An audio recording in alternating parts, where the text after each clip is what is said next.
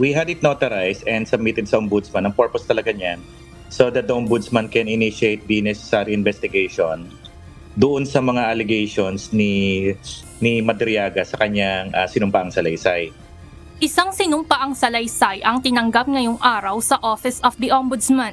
Laman nito ang mabibigat na aligasyon laban kay Vice President Sara Duterte, asawang si Attorney Manasseh Carpio, dating Office of the Vice President spokesperson Reynold Monsayak at iba pang mga individual na sangkot umano sa distribution at pagde-deliver ng bilyong-bilyong halaga ng mga pera.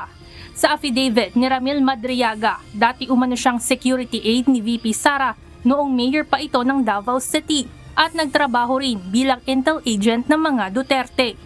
Ayon sa abogado nito na si Attorney Raymond Palad, nais nilang imbestigahan ng ombudsman ang mga aligasyon nito, lalo na at limitado ang galaw ni Madriaga dahil kasalukuyan itong nasa piitan dahil sa kasong kidnapping.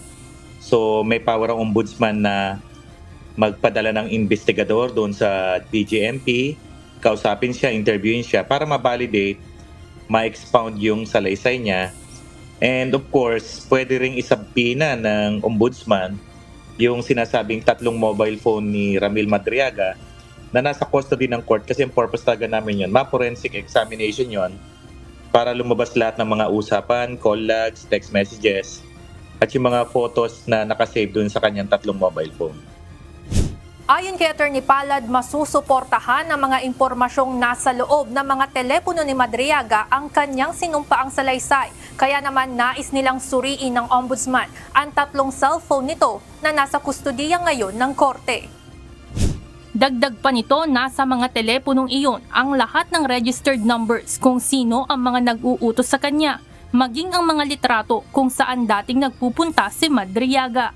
Tinatawagan daw siya ni VP Sara at ng iba pang mga nag-uutos sa kanya kung saan idadrop yung pera. So, pag nakita natin yung phone niya at na-forensic yon, makikita natin yung mga registered numbers ng mga taong kausap niya, which will directly connect him doon sa sinasabi niya mga personalidad na binabanggit niya doon sa salaysay niya. Maaari rin aniyang hilingin nila sa National Bureau of Investigation o NBI na gawin ng forensic examination kung saan iwi-waive ni Madriaga ang anuman sa kanyang data privacy rights upang makita ang lahat ng hawak nitong ebidensya.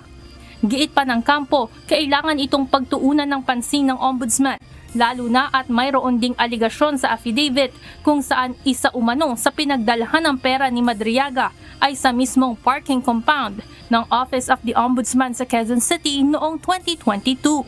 Sinusubukan naman ng UNTV News and Rescue na makuha ang panig ni VP Sara Duterte tungkol dito, pero wala pang tugon ang opisina ng pangalawang Pangulo. Evan Alvarez, UNTV News and Rescue. Diyos ang aming sandigan, serbisyo publiko ang aming pinahahalagahan.